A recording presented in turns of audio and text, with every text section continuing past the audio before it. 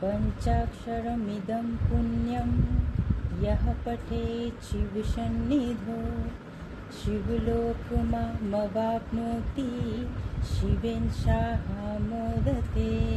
ओम नमो पार्वती पतये हर हर महादेव। आज শ্রাবণ মাসের সোমবার, তাই আমি আজ মহাদেবকে নিয়েই কথা বলবো।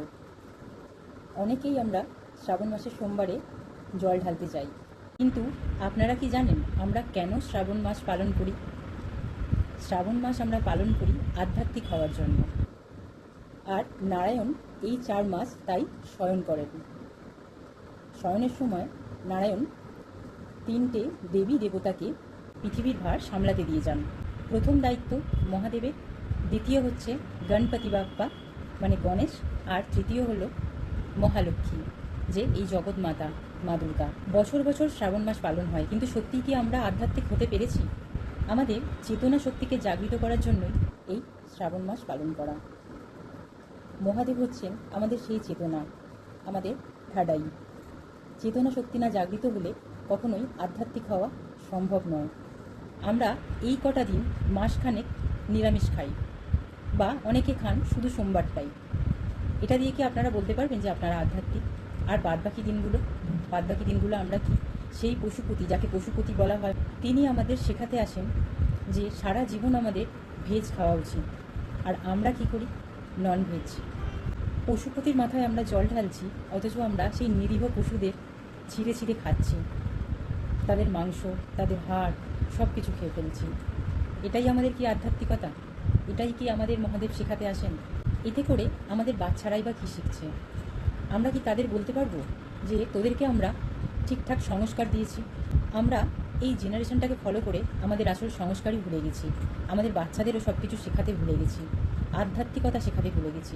আপনারা আপনাদের বাচ্চাদের যত শিক্ষিতই করে নিন না কেন, যতক্ষণ না সে সংস্কারী, ততক্ষণ কিন্তু কোনো দাম নেই সে শিক্ষার। শ্রাবণ মাস চলে গেলেই আবার আমাদের ব্রত শেষ।